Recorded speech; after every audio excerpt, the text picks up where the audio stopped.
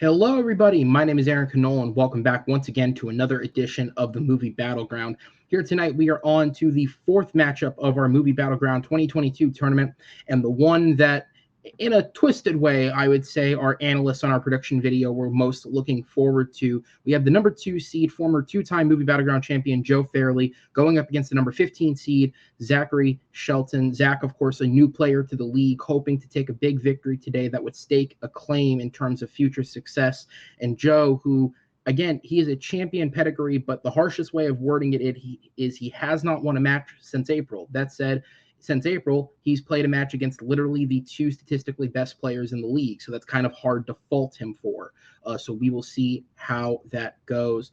I'm not here to waste anyone's time, though, so let's go ahead and get into this by introducing the first competitor of the match tonight, entering with a record of 1 win, 1 defeat, with 1 knockout. He is Zachary Shelton. Zach, welcome, sir.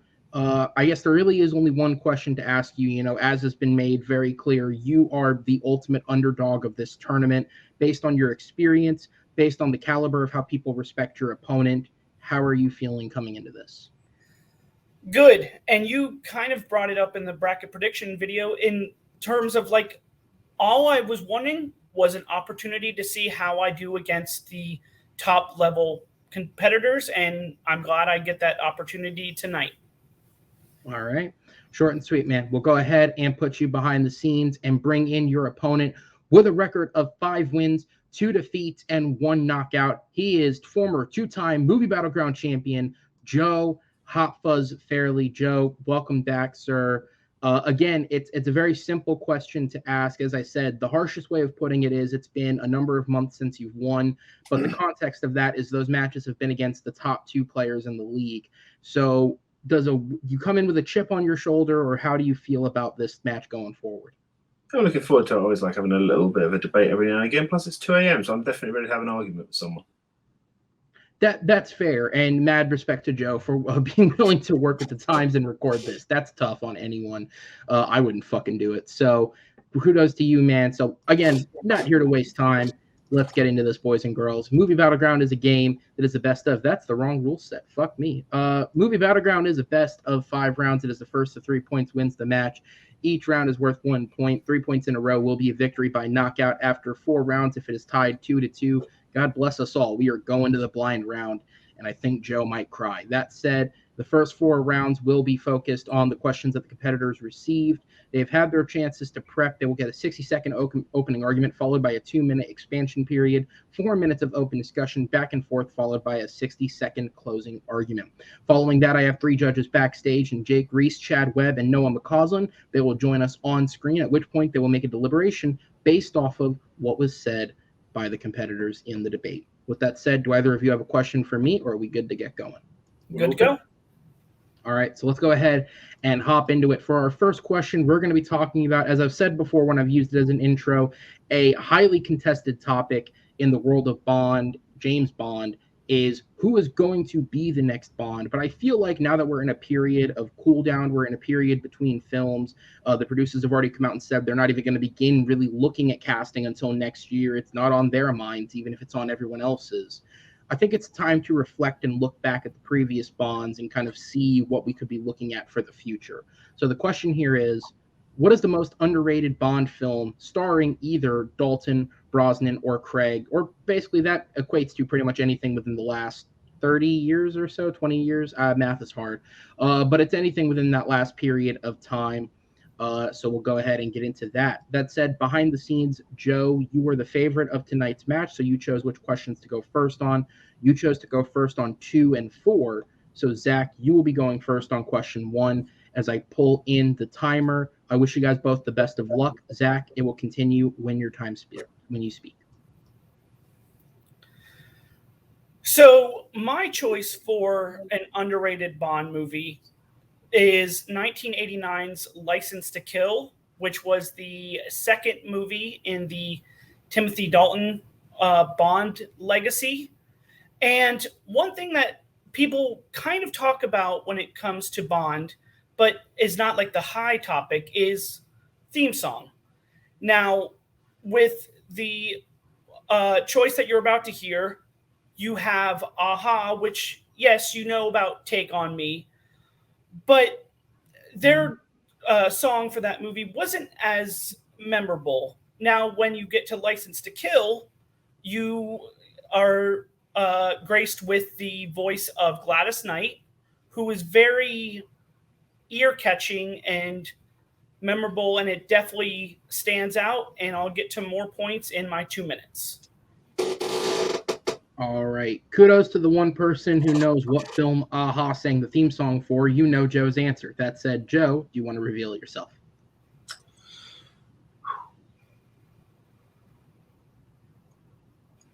Underrated is a very difficult term to define, especially when it comes to Bond. I think you can look up 10 different rankings, 10 different websites, and you would find every single movie in a completely different position. So for this, you sort of have to look at sort of an amalgamation of that, and I think Rotten Tomatoes may be the best place to go to for that. And at the very least, it gives us a consensus. That's why I believe The Living Daylights doesn't get the respect it deserves. It's still fresh at 73%, but it doesn't quite reflect what The Living Daylights was able to do. The Living Daylights is a return to form for the James Bond franchise. It showcases a new actor who decided not to play it safe, not to do what the last guy did, but to bring a more gritty premise to Bond, bring it back to what it was, and lay the groundwork for what was to come later in some of the greatest Bond films that have come out, especially in recent years. All right, that is time. All right, Zach, back over to you. 2 minutes on the clock. So some other things that really work for License to Kill is definitely the cool action, especially the warehouse fight involving eels and a shark. You also have a good story that is focused on revenge and also some good acting. In The Living Daylights, it felt a little maybe stale, maybe because it's the first Timothy Dalton Bond movie. But with the second one, it seemed like you really got to find out more of the personality of Dalton. And I just feel like the rest of the cast was really good and really was able to bring you into the movie, especially the villain, Franz Sanchez. He was very captivating, and even as a villain, he was able to draw you in, and you wanted to see where he went next. And the last thing I'll say is, like, what gadgets are another big thing of Bond, and I think this really had some great weapons in it. The detonite toothpaste, the exploding alarm clock. You had the palm reader, which was also a gun that looked like the camera flash. And you also had an X-ray camera. And I just felt like all of those were very suitable weapons for Bond compared to what you get from The Living Daylights. To me, there was no real interesting gadgets in there. The key ring was just kind of worthless, in my opinion. And those are some more reasons why I think License to Kill is a better movie. All right, time. Joe, over to you, sir. So after 1985's A View to a Kill and 1983's Octopussy, the franchise was in trouble. Moore was too old for the role by Octopussy, and then in A View to a Kill, even older for the role, especially playing against Tanya Roberts as Stacey Sutton. And Octopussy was as close to farcical as the franchise has ever been. The Living Daylights chose to cast Dalton, and he played it as gritty for 1987 as Daniel Craig did for 2006. The Living Daylights harks back to the well. treating the character with the respect of Sean Connery. It's a movie that shows the ruthlessness of the character while still keeping everything that makes a Bond movie a Bond movie. But the problem with it is it's still treated as a middle-of-the-road Bond movie. Whereas when you actually take the franchise as a whole, it introduces this more gritty nature, something that even Connery lost in his later years, something that Brosnan lost pretty much after GoldenEye. It laid that groundwork. It allowed Martin Campbell to do that, what he did with GoldenEye and what he did with Casino Royale.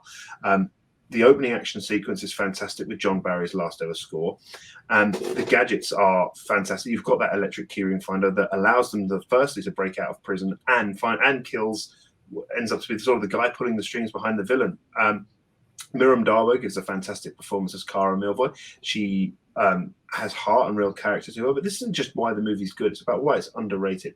License to Kill sits at 80% on Rotten Tomatoes, which is pretty damn high, for what is actually a generic 80s action movie with a couple of Bond stuff thrown in. Apart from the detonite toothpaste, the majority of the gadgets never used. The camera's never used. The alarm clock's never used. It's just sort of put in there to remind you that this is actually a Bond movie. And I think that's where it comes down. That's why it's actually, in my opinion, overrated. It sits at 80%, but as a Bond movie, it doesn't quite hold up. It works great as an 80s action movie, but as a Bond movie, it doesn't quite hold up. But Living Daylights manages to keep all those things that are Bond, even the stuff that was forgotten about in the more years. It harkens back, and I think it deserves a lot more respect than it gets. Despite sitting at 70%, it deserves to be at least higher than License to Kill and a lot of other movies in terms of ranking. It's 6.6, 6.7 on IMDb. They flip-flop. But in terms of consensus, it's not high. And time. All right, so we're going to go on to the 4-minute open discussion. As always, a friendly reminder to competitors to let each other speak. Don't talk over each other. Play nice, but play to win. That said, time starts when the first competitor speaks.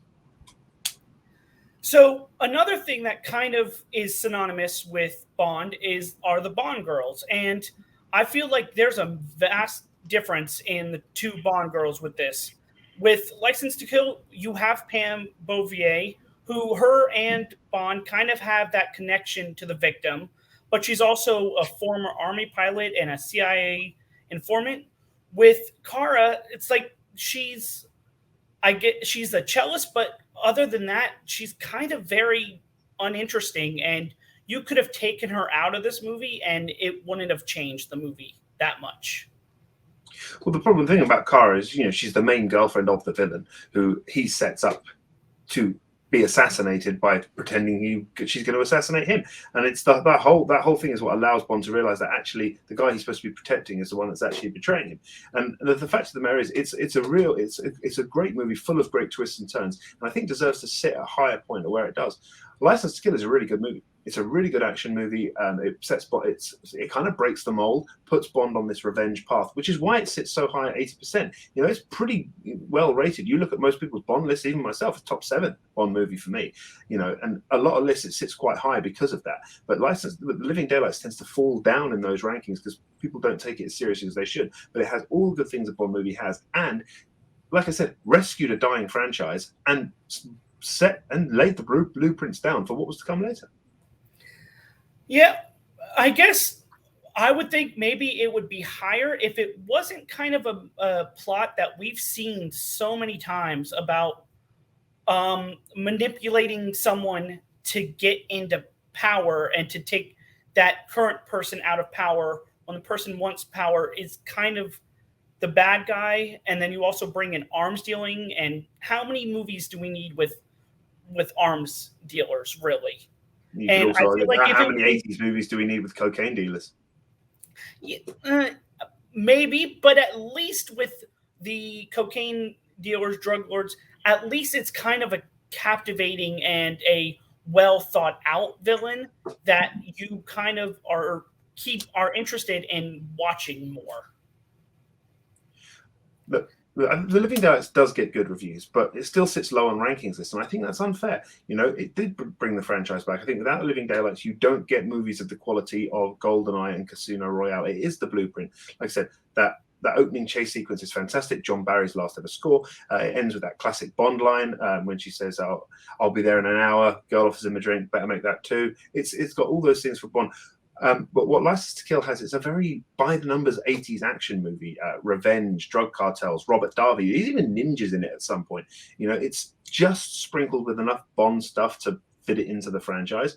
But the point is, it's still higher rated than The Living Daylights, and it's pretty appropriately rated for where it is. But it's The Living Daylights that I actually think is the better movie. It's the better Bond movie, which is why it's underrated. It put the 73% puts it under License to Kill, whereas it should be higher, or License to Kill should be lower. More overrated than underrated. I guess another point could also be, I feel like if you had people that were like the co-stars in this that could have like blossomed out of your movie, maybe it would have been higher. Well, you mean like John Rhys Davies? Yeah, but in this movie you have Benicio del Toro. You have what's her name? Talisa Sato, who was in that Mortal Kombat movie, and was also in Spy Hard. And then you also have the actor who went on to play. You have Joe Don Baker, who they actually brought in Mortal Kombat. But you have Joe Don Baker, who they brought back into the Bond franchise because they liked him so much. You have John Rhys Davies, who made it into one of the most successful franchises of all time, and is now in the DCEU as well. You know, he's been sprinkled across it. They had the actors that broke out, whereas your movie they got in Mortal Kombat. Time. All right, so we're going to go on to the 1 minute closings. Zach, you are up first. So, in comparing these two movies, I just feel like License to Kill has a lot more factors that make it a better movie, and why maybe it is a little underrated. I feel like you have a better, more equipped Bond girl. You have a more captivating villain. You also have better gadgets. And also going off that, your movie kind of doesn't age well in terms of one of the weapons is called a ghetto blaster, and you know that would not be suitable to be used today. And you also have Timothy Dalton coming off of The Living Daylights, but in this movie, he brings more personality and is not as stiff in terms of acting.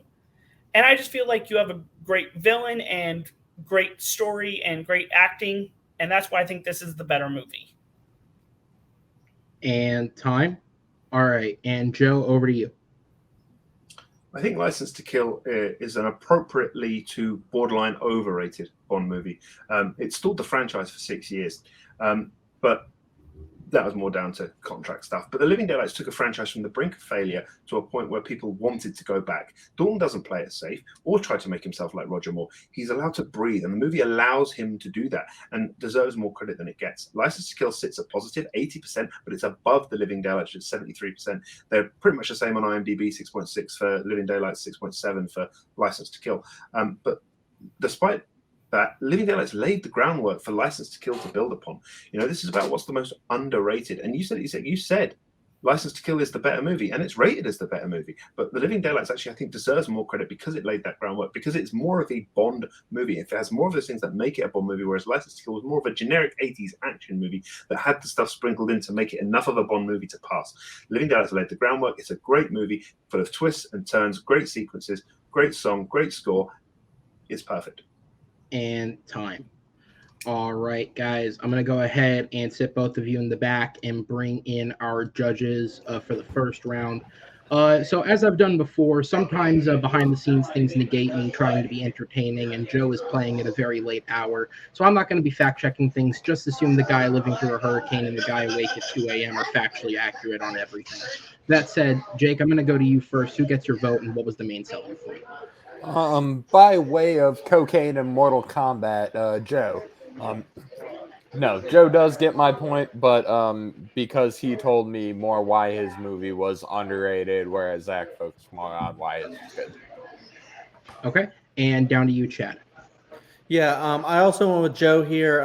The reason being, I think both did a great job at selling their movies and saying why their movies are really good. But I think because of the experience with Joe, you know, he used a lot more language to sell why his deserves more respect, basically saying it laid the groundwork for future stuff. And he said the other movie kind of stalled the franchise a little bit. So, yeah, Joe. All right. Judges, thank you guys so much. We'll go ahead and sit you in the back and wait for the next round as we will move into question number 2 here. And at this point, we are just a couple of weeks out from the worldwide release of the next MCU film, Black Panther: Wakanda Forever, which of course will be going into theaters with a bit of fanfare, maybe a bit of infamy behind it for being the first Black Panther-related project, not just without Chadwick Boseman, but without the character of T'Challa, with them choosing to write the character out of the film. And so what that leaves us doing is similar to how I said, without a Bond, maybe we could reflect on previous films. Without a Black Panther, maybe it is time to reflect on Chadwick Boseman. The question here is, what is the Jesus Christ? That's bad grammar. What is Chadwick Boseman's best performance? Ignore the That's not bad grammar. What is the Chadwick Boseman's best performance? He is the Chadwick Boseman. Yeah, okay, I guess you're right. That's I've written worse. What is the man? It's the formatting. And what is Chadwick Boseman's best performance? He was a great actor who wasn't around for very long. Ended his career on arguably, I'm saying this because they weren't one of the selected answers, arguably ended his career on 2 award-worthy performances in Da 5 Bloods and Ma Rainey's Black Bottom. He was an incredible actor, but what was the best of them? Joe, you were up first this time around, sir, so I'll give you the timer and it'll start when you begin speaking. It's sad that the list of movies we have to choose from will never grow. Chadwick Boseman showed even early in his career that he was an actor who would exude talent. Every role he took was a role that showcased a different aspect of his talent. But to me, I think Black Panther was the movie that really showed how every facet of Chadwick Boseman as an actor had been honed and shaped throughout his career. And Black Panther itself was just a movie that accommodated all of these different facets of his performance. He's able to show a fantastic range.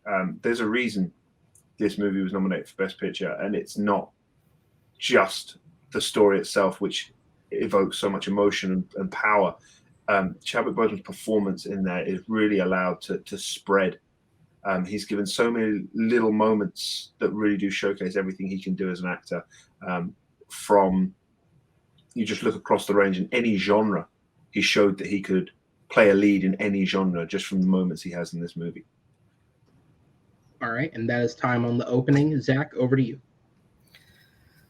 So, as far as what I think is Chadwick Boseman's best performance, I'm actually going to go to what some might consider to be his breakout role, and that was as Jackie Robinson in 42. He was able to, because of how great this performance was able to secure playing other big historical figures like James Brown in Get On Up and Thurgood Marshall in Marshall. But I guess the biggest question with this is, if he wasn't as great a performance in this movie, would we even see him as Black Panther? And I'll give more reasons why I think this is the better performance in my 2 minutes. All right. So as the time winds down, Joe, when it heads over to 0, you are good to begin your 2 minutes. Throughout Black Panther, Chadwick Boseman is able to show every different aspect of his range. There's the action star, the dramatic actor, the romantic lead, the conflicted protagonist, the naive hopeful. All of these come to the front in this movie. It's shown through his relationships with Nakia, with Killmonger, with Ramonda, with Shuri, with T'Chaka. Every single interaction Boseman has in this movie is unique. He's able to show that dramatic range, or that he can be funny, or that he can exude confidence, that he has that flirtatious side to him. You know, I think when you make a biopic, I think you're in a way limited by the character that you are, the real life person you are given to play.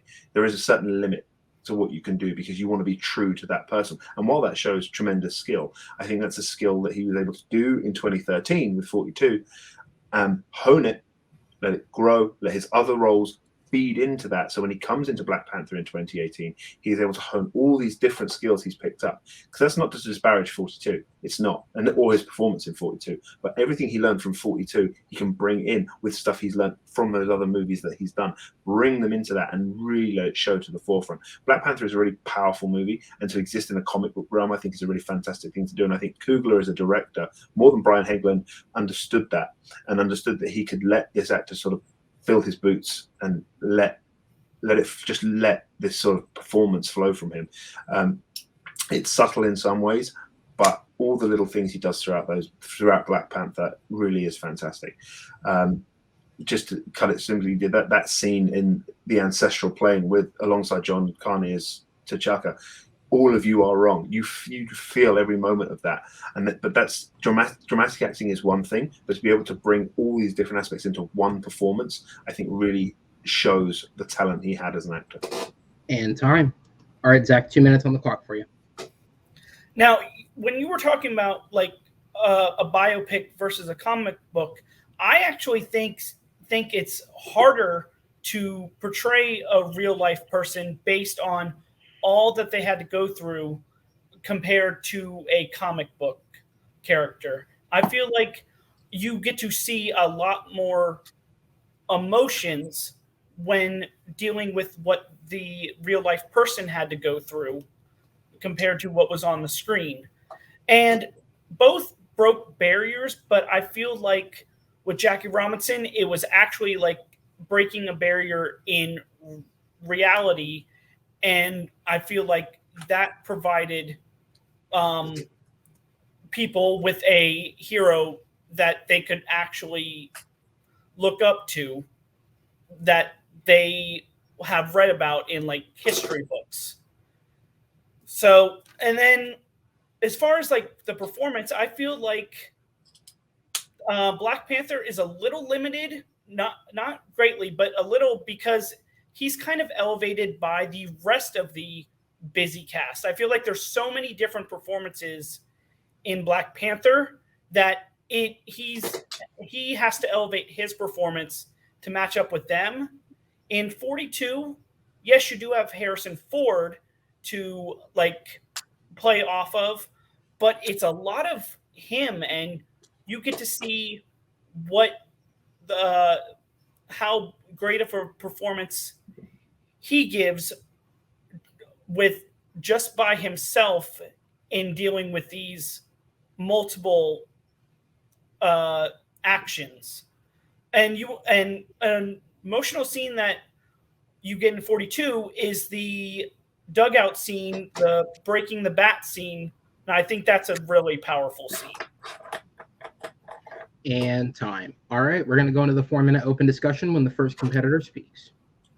I think you said it yourself. Yes, he's got Harrison Ford to play against, but in Black Panther, he managed to stand out playing alongside Angela Bassett, Sterling K. Brown, Lupita Nyong'o, Daniel Kaluuya, Michael B. Jordan, all these people, and he still manages to elevate a performance to that level as someone who is still relatively inexperienced, especially compared to people like Angela Bassett, Daniel Kaluuya, Lupita Nyong'o. He still manages to elevate that performance. Like I said, 42 is a role that is hindered by screenplay and story, and again, that's not to disparage those things, but it's just because of it being a biopic, an actor is limited by the constraints of the person they're playing. But Ryan Coogler, when he presents Black Panther to you, he knows what he's got in Chadwick Boseman, and it's like, this is the moments your character's going to have, make them your own. And he really does make them your own, not just in the ancestral plane scene as well, stuff like the romantic stuff with Nakia at the beginning and all that stuff. You can see he could be a romantic lead, that I am not dead.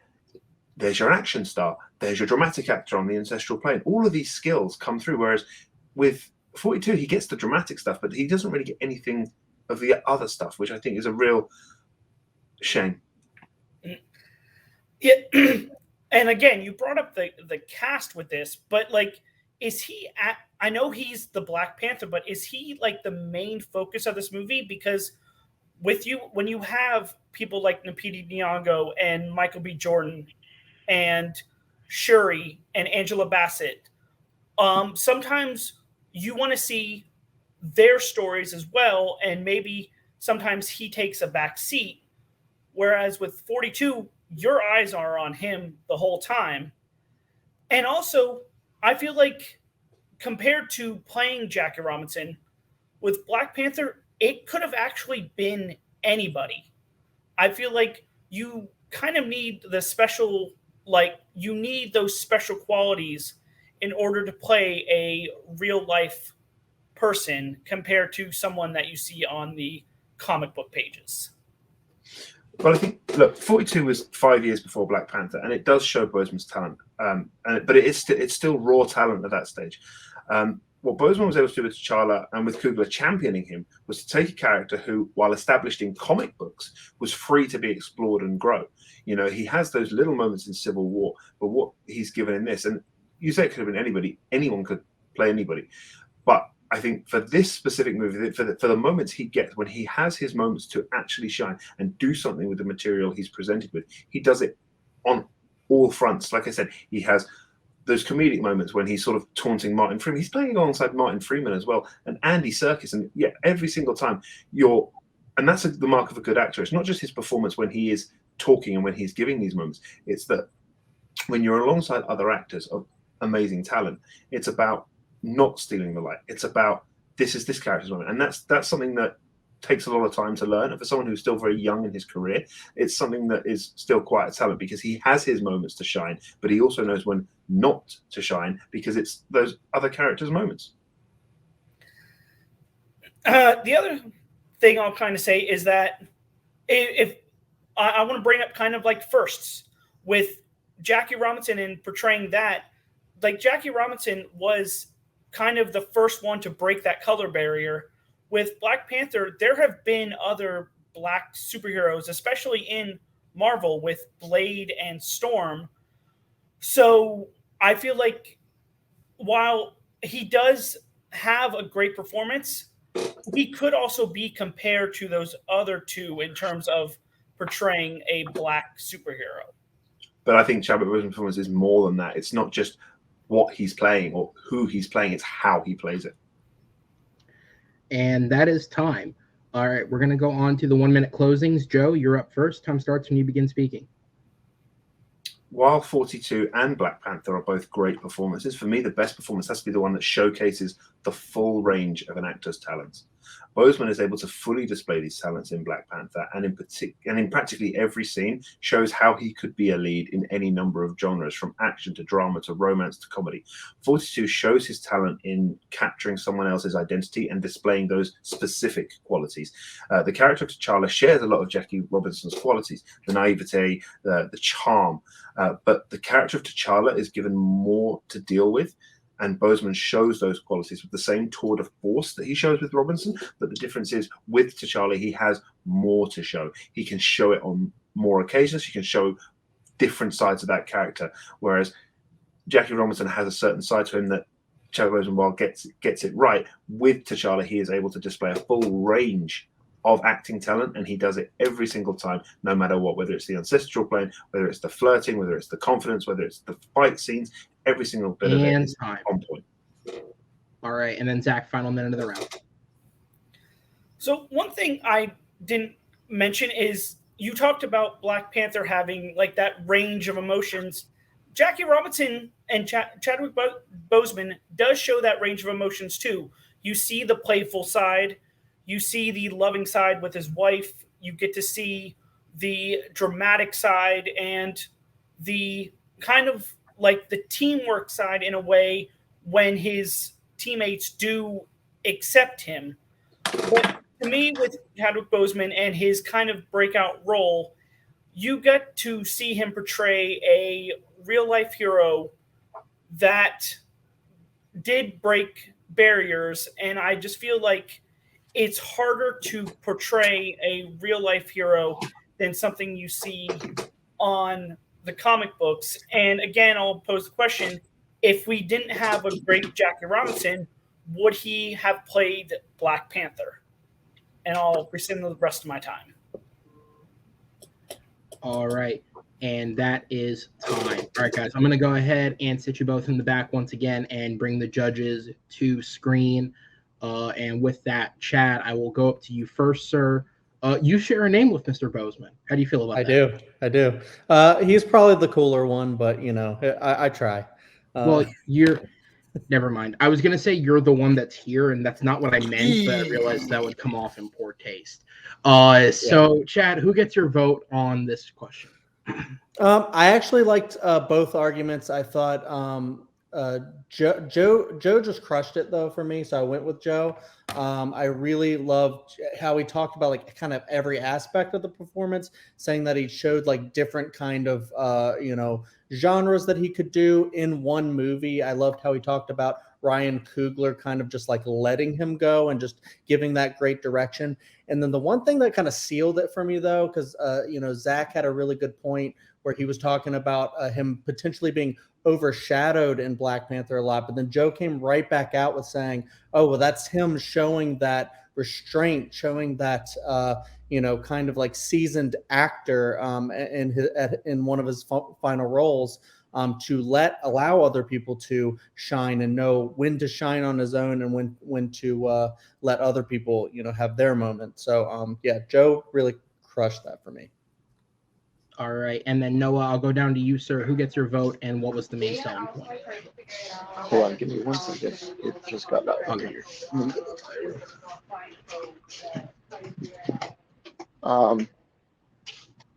Chad really stole a lot of my points, so I have to go with Chad. He's not even playing. I'm going with Joe because of a lot what Chad said. Also, the point that all of this experience and skills that he has from these past movies have really led up to this performance, and this is the peak of that, like all his development and everything like that. So I'm going with Joe. All right, judges, thank you guys so much. I will sit you guys in the back, and we will go on to question number 3 of this debate here tonight. And this question that we are getting into is a replay question. This is a question that we have used before in a battleground. The question is, who is the best fictional teacher in a movie? And if you guys are avid watchers of this match, it's a question that I am very familiar with because it's a question that I had to answer in my matchup against Jay Burns. We debated this in a speed round. I picked Mr. Keating from Dead Poet Society. He picked Yoda from the Star Wars films. He may have taken that question, but I took the match, asshole. And these guys are going to be debating this same question with 2 different teachers from the cinematic world. With that said, though, Zach, you are back up on deck for this one first, so I will give the timer to you when you are ready. So for this question, my choice was Mr. Holland from Mr. Holland's Opus. And for me, with being a teacher, sometimes you have to go beyond what is normal in order to inspire students. And for that, instead of just being notes on a blackboard or on a page, he teaches them that music can be fun. It has heart, it has feeling, and it moves people. And also with being a teacher, sometimes you even have to learn to adapt to new surroundings, especially with his son who becomes deaf, and he even uses that in teaching his students about Mozart. And I'll get more into it in my 2 minutes. All right, so we have Mr. Holland. Joe, who are you bringing to the classroom for this? I've got to be careful with this one. I am the son of a teacher. I am also the brother of a teacher. So runs in the family, except for me. I went the other way with it. But what makes a great teacher? Well, for one, they have to be adept at teaching the subject matter. They have to be adept at teaching the subject matter. That makes a person a good and capable teacher. But a truly great teacher, and the best teachers, are the ones that not only take a vested interest in their students, are great at inspiring their students, but actively sort of raise them and guide them to being the best possible versions of themselves. And I think these qualities are perfectly encapsulated by Hogwarts' very own Transfiguration professor, Minerva McGonagall. I think Minerva McGonagall is not just someone who is very adept and capable at teaching the subject they teach, which I think is shown even sort of off screen when Moody or Crouch mentions that Cedric Diggory can transfigure a pocket watch into a whistle into a pocket watch and have it sing you the time. I think she also shows a vested interest in those students, shown mostly with Harry, but he is the main focus of the movies, but also in just the way she exhibits herself with all students. And time. All right. And then, as I am one to do when we have answers for questions that someone out there might try and call bullshit on, if you guys will notice in the answer bar, I said the Harry Potter series. While normally we do try and keep battles to one-on-one film, in this instance, because Mr. Holland is the main focus of Mr. Holland's opus and Minerva McGonagall is a vastly supporting character with only a handful of scenes per film, I've allowed Joe to pull from any of the films, something both competitors were aware of and okay with ahead of time. So this is just for the people at home, so you know. That said, Zach, it is back over to you for Mr. Holland when you begin speaking. So I'm going to bring up adapting it again. And with this example, Mr. Holland learns to adapt to the changing times by bringing in modern music to enlighten the students and get them actually excited and ready to learn about music. Another example is with his first kind of one-on-one student, and that's Gertrude.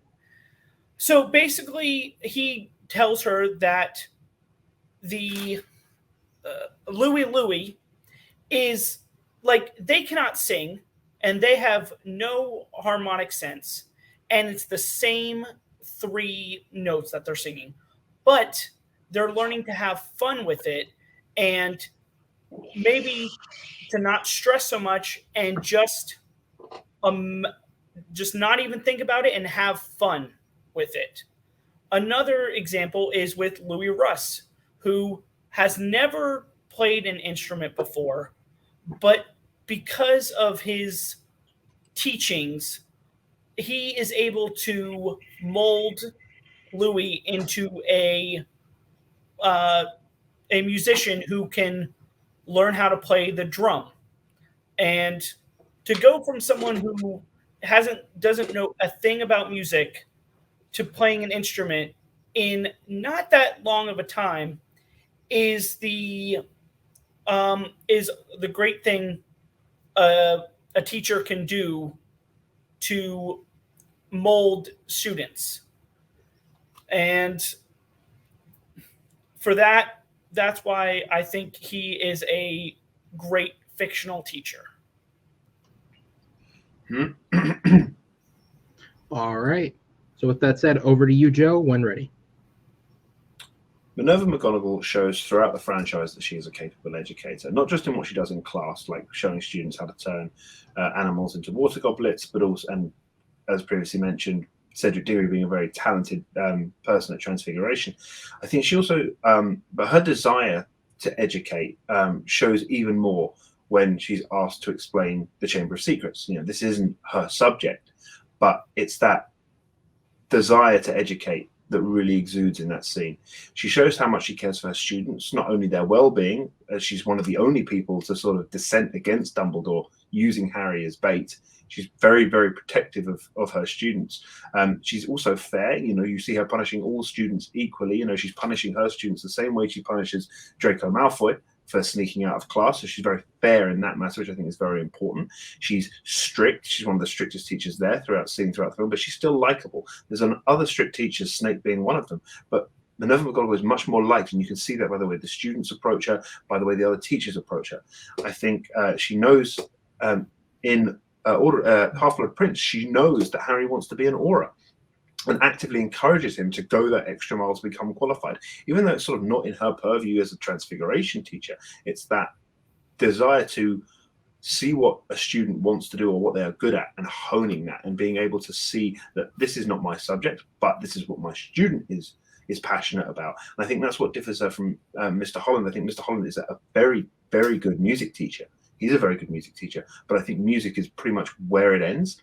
And I think McGonagall takes a more vested interest in educating her students in not just the subject she is adept in, but also in teaching them about life as a whole and preparing them for that world outside of school, which I think Mr. Holland sort of lacks a little bit, whereas I think Minerva McGonagall focuses a lot more on not just educating in her subject, but educating as a whole, and I think that makes her a better teacher. And time. All right, so we're going to go ahead and go into the 4-minute open discussion. The timer starts when the first competitor speaks.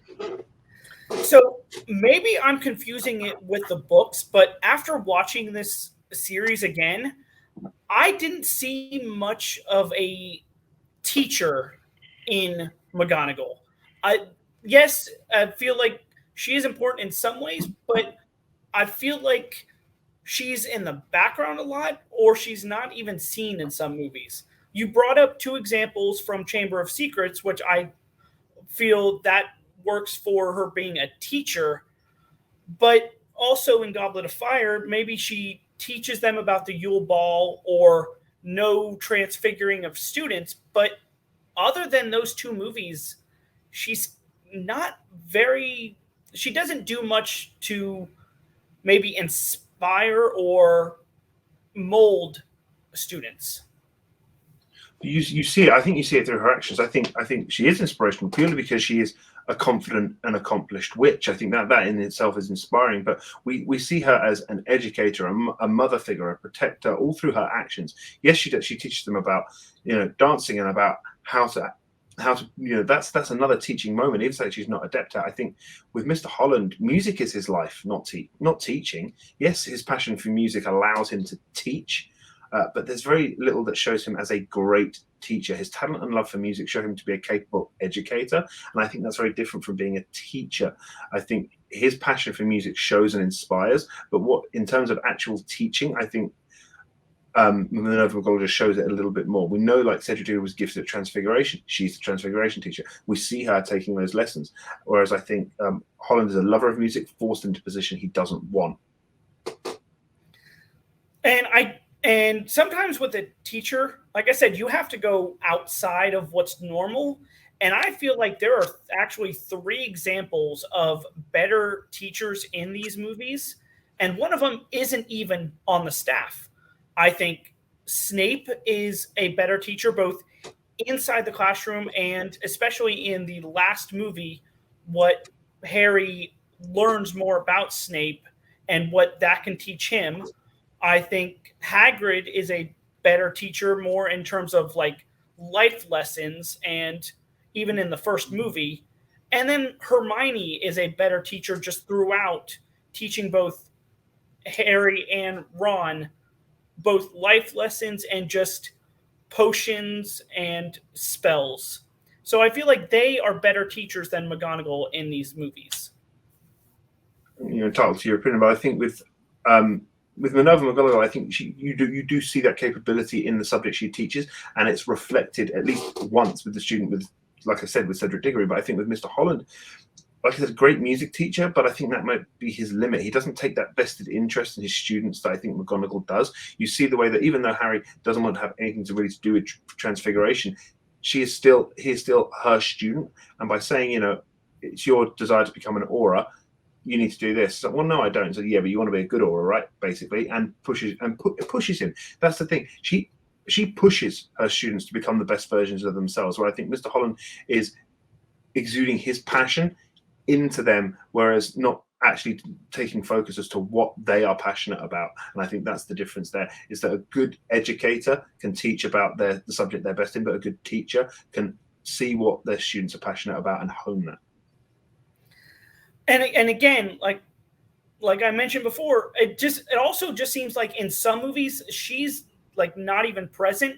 At least with Mr. Holland, he is present in their lives from the very beginning. So he's present. And time. All right, Zach, back over to you, sir. You have 1 minute left on the clock for the round. So I feel like Mr. Holland is a better teacher, fictional teacher, because he's kind of involved in these students' life, but also he goes beyond what is normal to mold and inspire these students. He says that music should be fun and moves people and it has heart, and that maybe you don't need to always look at the notes on the page. And the final thing I'll say is actually a quote at the very end of the movie when originally he just wanted to be a composer, but these students kind of changed his life and he changed theirs. And it is from Gertrude, and it is, "We are your symphony, Mr. Holland. We are the melodies and the notes of your opus. We are the music of your life." And I feel like that shows how inspirational he is. Time. All right. And then, Joe, back over to you for the final minute. I think teaching is more than just inspiring. It's preparing your students for the real world. I think McGonagall balances these two qualities perfectly.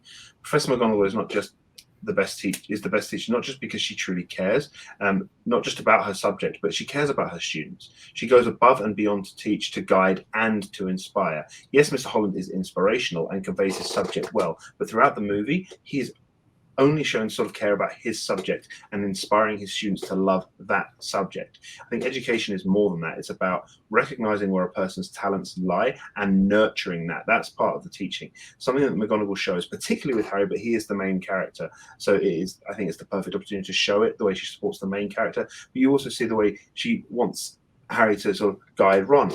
And that's the other thing, the way she treats the other students, the way she's implied to have treated Cedric Diggory. She's strict, but she's likable. She inspires her students through her actions, and she's passionate about not just her subject, but about making sure these students are the best people they can be once they come out. And time. All right. Guys, thank you so much. I'm going to go ahead and set you both back behind the scenes as I bring in our judges. All right. And then Noah, up to you first. Who gets your vote, and what was the main selling point?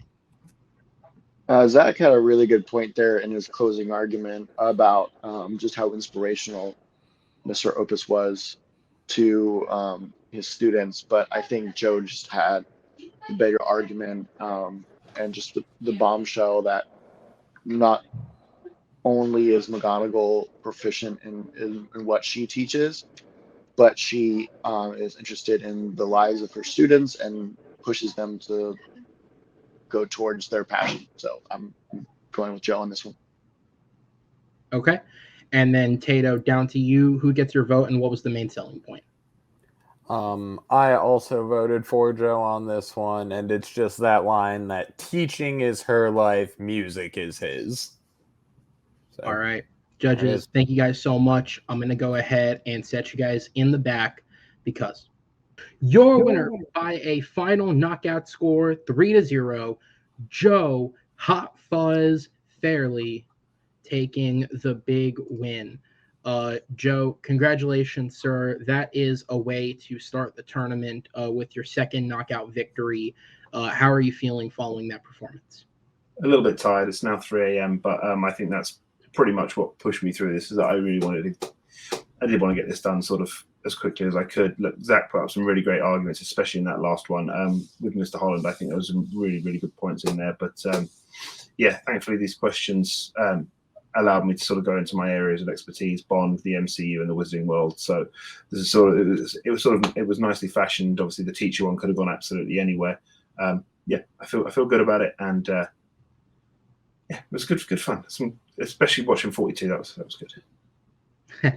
All right. And then obviously you are on to the next round of the tournament now, and your opponent will be one of two competitors. We have not played that match yet. It'll either be Andy Sweet, who is coming into this tournament off the back of a 2-win streak, or it will be one of our substituted players, actually. So for production reasons, obviously, if you guys are paying attention to the updates on the page and stuff, you guys know that at this point, or no, it's not Andy. Fuck, it's Alec. It's the other guy. Damn it, how'd I fuck that up? Alec Miller or Andy Sweet, unfortunately, had to drop out due to scheduling restraints, and his replacement is Noah McCausland.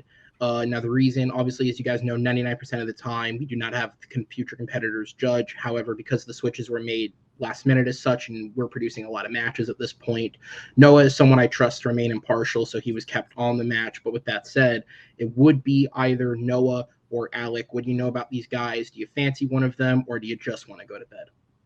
I kind of just want to go to bed. But that being said, I I think both these two are very, very good debaters. I don't think I've personally debated against either of them, so I'll take either one because it will be fun and yeah, hopefully a couple more new movies to watch.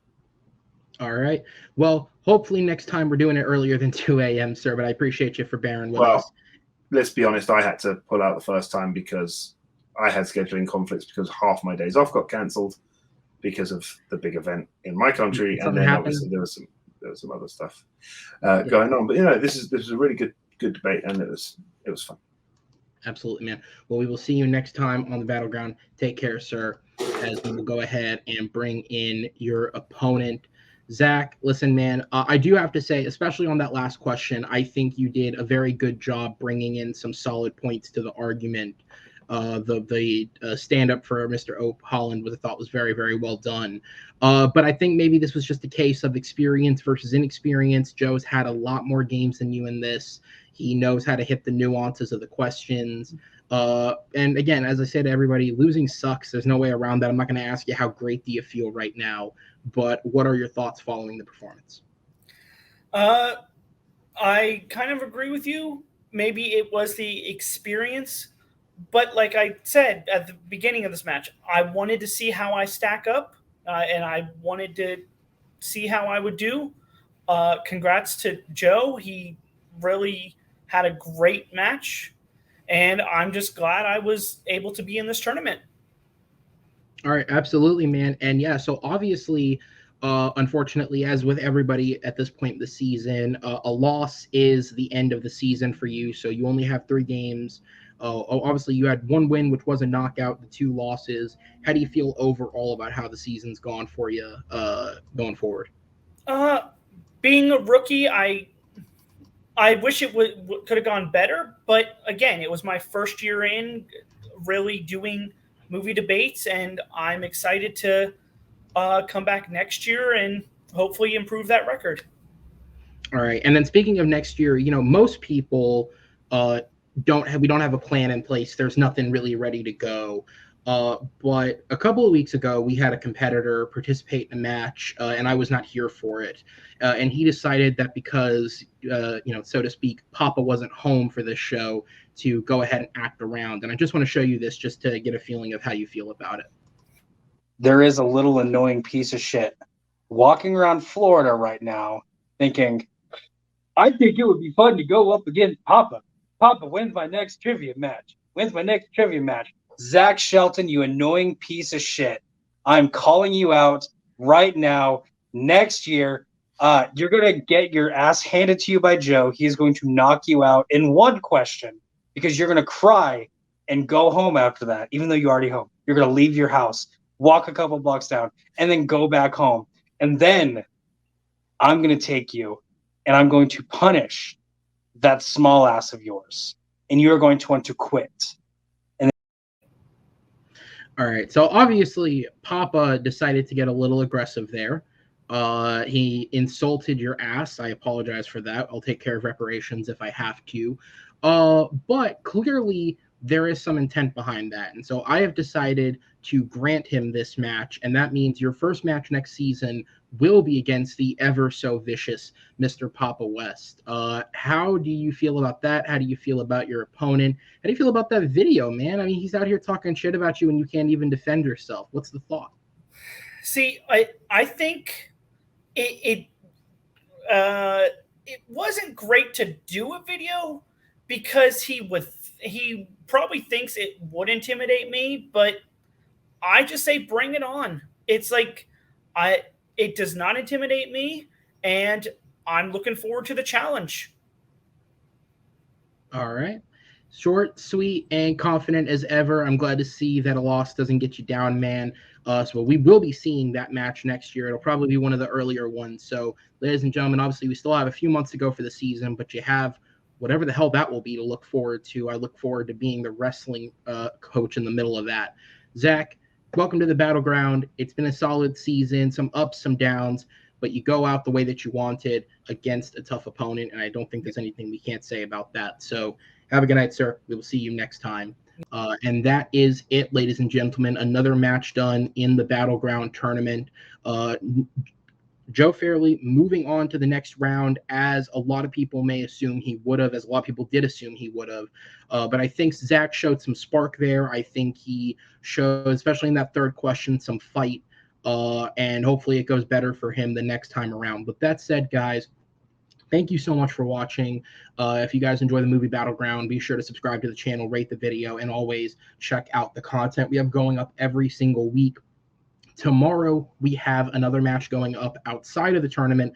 We have Richie Goodacre versus Kevin Moreno, two players who are right now further down the list, hoping to kind of get an extra win, boost themselves up going into next year. And next weekend, we have the next match in the tournament between John Marr and Caleb Hansen. That'll be going up next Saturday, so you can tune in and check out that match. I want to say congratulations once again to Joe Farrelly. Thank you to Zach Shelton. Thank you to our judges, Jake Tato, Noah McCausland, and Chad Webb. And on behalf of everyone here at the Movie Battleground, my name is Aaron Knoll, and we will see you next time. Take care, everybody.